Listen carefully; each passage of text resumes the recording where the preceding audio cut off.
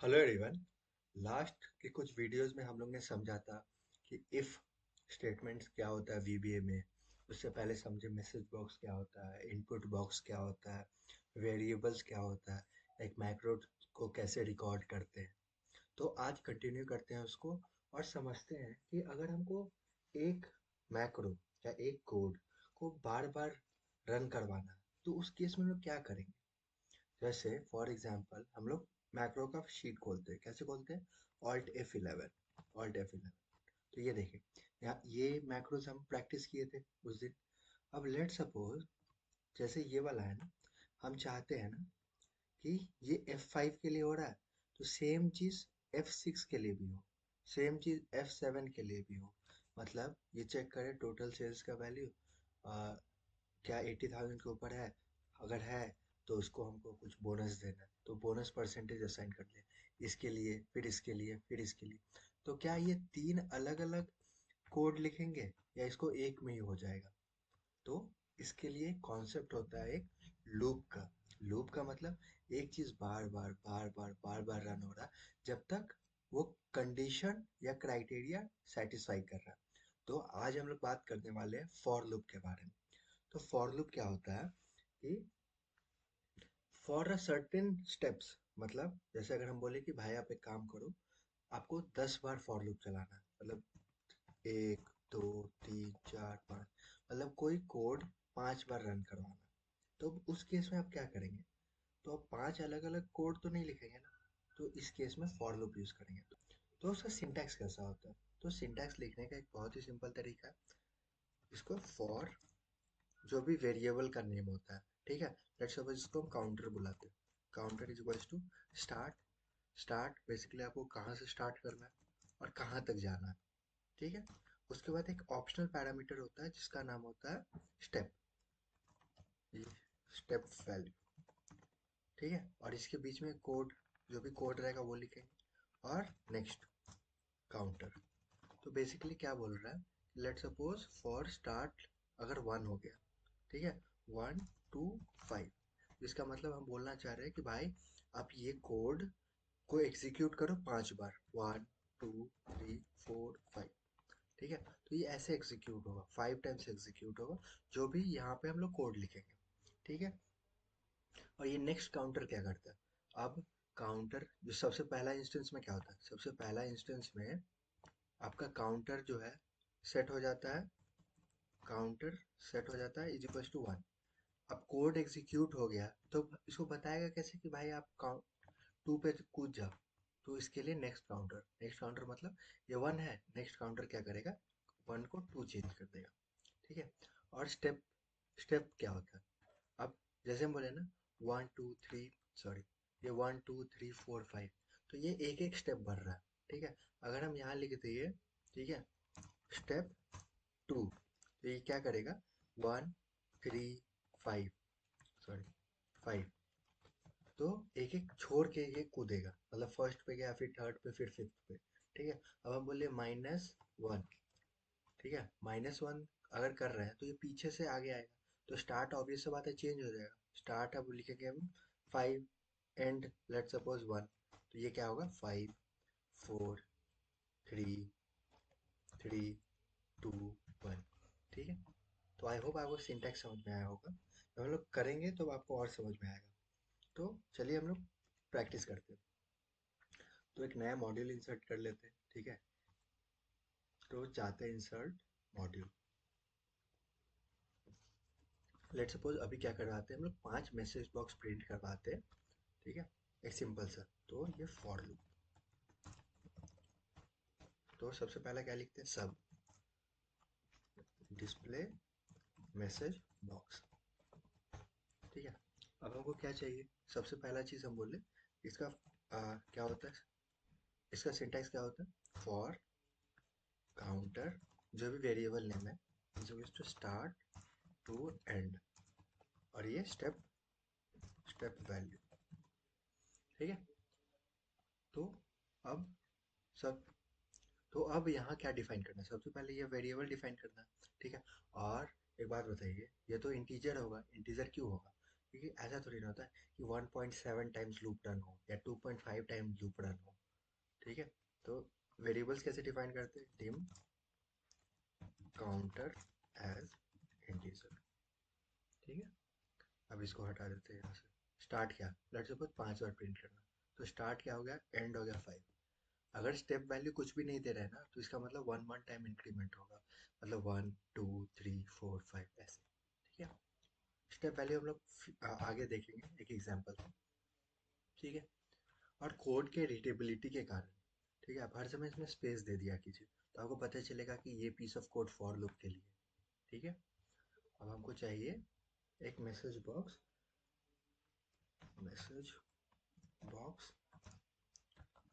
Let's suppose condition and counter. तो ये क्या करेगा, ये 5 बार एग्जीक्यूट होगा, और एक सबसे फर्स्ट टाइम में जब काउंटर इज इक्वल टू 1 तो क्या आएगा, कंडीशन काउंटर का वैल्यू होगा 1। तो सेकेंड टाइम काउंटर आएगा तो कंडीशन 2, फिर कंडीशन 3, फिर कंडीशन 4, फिर कंडीशन 5। ठीक है, अब क्या करना है, नेक्स्ट काउंटर, क्योंकि अगर नेक्स्ट काउंटर नहीं देंगे तो भाई इसको पता कैसे चलेगा 1 के बाद 2 करना, 2 के बाद 3 करना। ठीक है, अब इसको हम लोग रन करके देखते हैं। सबसे पहले सैंपल में जाके असाइन मैक्रो, क्या क्या नाम था इसका, डिस्प्ले मैसेज बॉक्स। ओके, अब इस पर क्लिक करते हैं, तो ये देखिए सबसे पहले क्या आया, कंडीशन 1। ओके, अब क्या है, कंडीशन 2, फिर कंडीशन 3, मतलब ये लूप रन हो रहा है। फर्स्ट टाइम कोड रन हुआ, सेकंड टाइम कोड रन हुआ, थर्ड टाइम कोड रन होगा, फोर्थ टाइम होगा, फिफ्थ टाइम होगा, और उसके बाद लूप खत्म हो जाएगा। तो ये जैसे यहाँ पे अभी मैसेज बॉक्स है, यहाँ पे एक पीस ऑफ कोड लिख सकते हैं। ठीक है, कि भाई आप एक काम करो, 5 बार वो कोड को एग्जीक्यूट करो। ठीक है, तो क्या करेगा, लूप 5 बार रन होगा और सेम कोड को एग्जीक्यूट करेगा। तो इससे जो मैनुअल वर्क होता कि 5 बार आपको same code copy paste copy paste copy paste करना पड़ता है, उससे अच्छा है कि हम लूप रन कर दें। ठीक है, तो चलिए एक और एग्जांपल से समझते हैं। अब हम समझ गए कि मैसेज बॉक्स कैसे प्रिंट करना है। अब हम लोग का गोल क्या है, हम लोग का गोल है कि टोटल सेल्स की कॉरस्पॉन्डिंग बोनस वैल्यू आ जाए, है कि नहीं। बोनस वैल्यू कैसे आएगा, तो इस सेल में जाएंगे, सबसे पहले इस सेल में जाएंगे, चेक करेंगे कि क्या मेरा टोटल सेल्स लेट सपोज 80,000 के ज़्यादा है। अगर है तो हम 10% बोनस देना चाहते हैं, अगर 50,000 से ज़्यादा 8% देना चाहते हैं, अगर नहीं है तो 0%। ठीक है, तो हमको क्या करना है, इस सेल को रेफर करना और इस सेल में वैल्यू देना। तो अगर हमको कोई सेल रेफर करना है ना, तो हम लोग कैसे लिखते हैं, सेल्स, ठीक है, यहाँ आता है रो और यहाँ आता है कॉलम, डॉट वैल्यू। जैसे हम लोग रेंज डॉट वैल्यू लिखे ना, कि भाई आप एक काम करो, रेंज ए सिक्स में जाओ, और यहाँ इसके वैल्यू को लास्ट वीडियो में हम लोग क्या किए, रेंज ए सिक्स में आके 0.33 इनपुट करवा दिए, अगर आपको याद हो लास्ट वीडियो तो।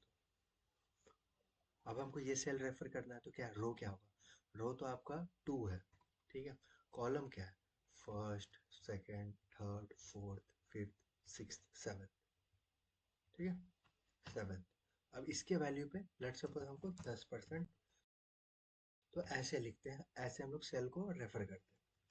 तो फॉर एग्जांपल लेट्स सपोज इसमें हम लोग क्या करते हैं, इसमें वैल्यूज ऐसे रैंडमली प्रिंट करवाते हैं। तो सब फिल सेल, अगेन हमको सबसे पहला क्या चाहिए, एक वेरिएबल, इसी को उठा लेते हैं। ठीक है, अब यहाँ देखिए, अच्छा एक बात बताइए, हम बोले कि हमको यहाँ से फिल करना स्टार्ट करना, तो ये मेरा सेकंड रो है ना, तो हम यहाँ यहाँ क्या करेंगे, हमको 2 से स्टार्ट करवाना है और फोर्थ रो तक जाना है, तो 2 to 4 होगा। ठीक है, 2 to 4 इसलिए 1 to 3 भी लिख सकते हैं, लेकिन हमको क्या चाहिए ना, मेरा रो नंबर जो है वो डायनेमिक हो। जैसे अगर हम यहाँ पे काउंटर पास कर दे, ठीक है, तो ये क्या करेगा, काउंटर बेसिकली क्या, अगर काउंटर के जगह क्या आ जाएगा, 2 आ जाएगा। ठीक है, नेक्स्ट टाइम में 3 आएगा, उसके बाद 4 आ जाएगा। तो ये वाला मेरा डायनेमिक हो जाएगा, कि आपको मैनुअली असाइन नहीं करना है, क्योंकि अगर हम यहाँ पे हार्ड कोड कर दें ना 2, तो सिर्फ इसी का वैल्यू चेंज होगा। फॉर एग्जाम्पल हम चेक आपको दिखाते हैं, cell 2,7 dot value is equals to, let's suppose, row and counter कर देते तो उससे आइडिया हो जाएगा। ठीक है, अब इसको रन करके देखते हैं। असाइन मैक्रोस क्या था, फिल्टर। ओके, अब हम एक बार क्लिक करते हैं। ओह, यहाँ देखिए ये एरर आ गया। हम क्या किए, विदाउट नेक्स्ट ये फॉर लूप रन कर दिए। ओके कर दीजिए, और यहाँ देखिए जैसे ओके कर देंगे ना तो ये डीबग का ऑप्शन दे देगा कि भाई आपका इस वाले कोड में इशू है। ठीक है, तो सबसे पहले हमको इसको रीसेट करना है। रीसेट इसलिए क्योंकि अगर नहीं करेंगे तो रन नहीं होता है, रन होने में इशू करता है। Next counter. ठीक है, अब यहाँ पे क्लिक कर देते हैं। यहाँ देखिए रो 4 है, बट हम तो बोले कि भाई आप 2 3 4 4 टाइम्स 3 टाइम्स रन करो, बट ऐसा क्यों नहीं हुआ? क्योंकि भाई हम यहाँ पे हार्ड कोड कर दिए ना इसको। बस इसके जगह 2 के जगह अगर हम काउंटर लिख दे, काउंटर, और इसको क्लिक कर देना, ये देखिए रो 2 रो 3 रो 4। तो हमको ये डायनेमिक बनाना था रो को, इसलिए हम काउंटर का वैल्यू लिया। तो आई होप आपको समझ में आया होगा ये सब चीज़। चलिए एक और प्रैक्टिस करते हैं, एक और message box, countdown message box बनाते हैं। ठीक है, तो कैसे करेंगे, सब काउंट डाउन। तो अब हमको काउंट डाउन करना है। वो क्या करना है, वो 10 9 8 7 6 5 4 3 2 1 प्रिंट करवाना। ठीक है, तो हम कैसे करेंगे, आप एक बार सोचिए कि इसको हम लोग कैसे कर सकते हैं। तो आई होप आप सोचे होंगे। तो इसको करने के लिए सेम चीज़, इसको ले लेते हैं। ठीक है, अब हमको जाना है 10 से 1 तक। ठीक है, यहाँ पे हमको स्टेप डिफाइन करना होगा कि भाई आपको पीछे की तरफ जाना है, तो -1 लिखेंगे क्योंकि 10 9 8 है। अगर 10 8 6 4 2 रहता तो हम -2 करते। ठीक है, अब यहाँ करेंगे message box, message box count down and counter. अब यहाँ पे नेक्स्ट काउंटर। चलिए देखते हैं ये कैसे एग्जीक्यूट होता है। काउंट डाउन, तो ये देखिए काउंट डाउन 10, काउंट डाउन 9 8 7 6 5 4 3 2। तो तो आई होप आपको ये सब चीज़ समझ में आया होगा। तो फॉर लूप क्या होता है, फॉर लूप आपके पीस ऑफ कोड, जो भी आप कोड लिखे हैं, जैसे अभी हम लोग मैसेज बॉक्स लिखे, बहुत सिंपल सा। तो मैसेज बॉक्स को क्या कर रहा है, जब जो भी मेरा स्टार्ट टू एंड क्राइटेरिया उसके बीच में वो रन किए जा रहा है, किए जा रहा है, किए जा रहा है। ठीक है, जैसे 1 to 5 किए, 2 to 4 किए, 10 से 1 किए। तो ये बेसिकली क्या कर रहा है, उस कोड को बार बार रन कर रहा है जितना बार हम चाहते हैं। ठीक है, अब हम लोग फाइनल कर लेते हैं यहाँ पे एज पर वैल्यू। ठीक है, इस वैल्यू के अकॉर्डिंग यहाँ पे बोनस ले आते हैं। तो कैसे लाएंगे, चलिए। तो सबसे पहले क्या करते हैं, ये वाला जो कोड है ना उसको कॉपी कर लेते हैं, कंट्रोल सी कंट्रोल वी। ठीक है, हमको ये दोनों चीज़ तो नहीं चाहिए।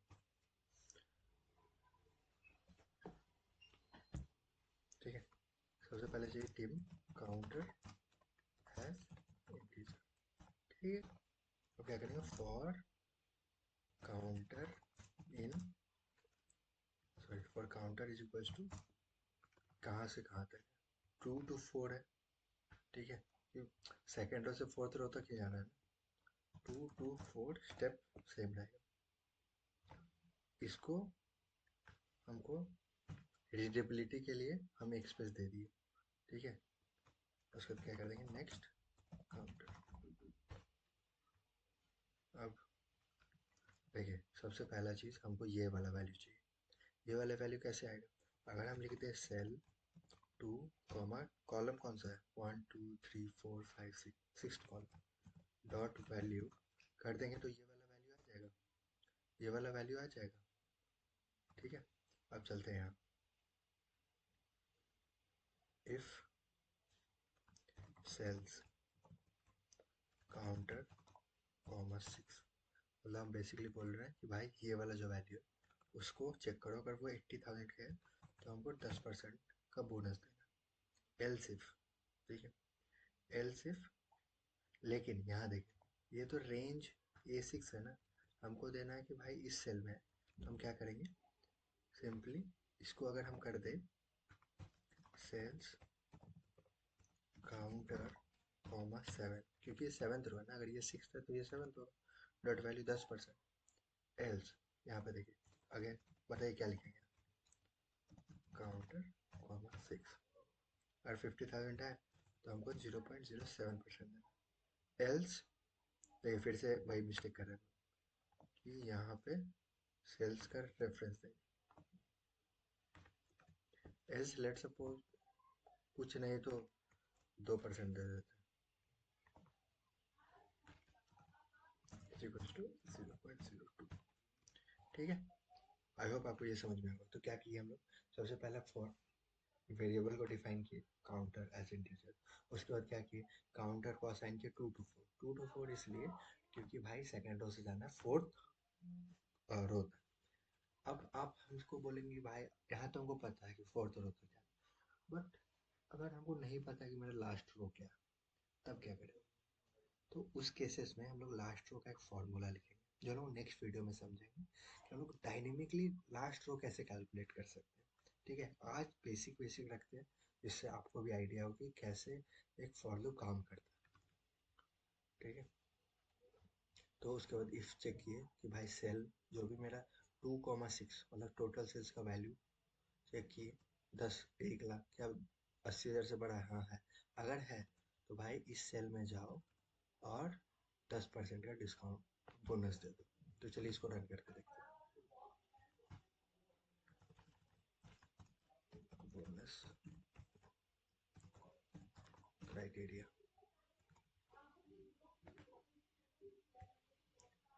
तो बोनस क्राइटेरिया पे क्लिक कर दिए, ये देखिए ये आ गया, एक चेक किया कि भाई हाँ है। अब चलिए इसको कुछ रैंडम एक्सपेरिमेंट करते हैं। 75, ठीक है, तो ये देखिए सही काम कर रहा है। तो ऐसे हम लोग फॉर लूप लिखते हैं विथ इफ। तो अगर आप थोड़ा भी कंफ्यूजिंग लग रहा हो तो प्लीज़ आप प्रैक्टिस करिए इसको। और हाँ, प्रैक्टिस का गेम है, आप जितना प्रैक्टिस करेंगे उतना सीखेंगे। तो आई होप आज आप कुछ नया सीखे होंगे। Thank you.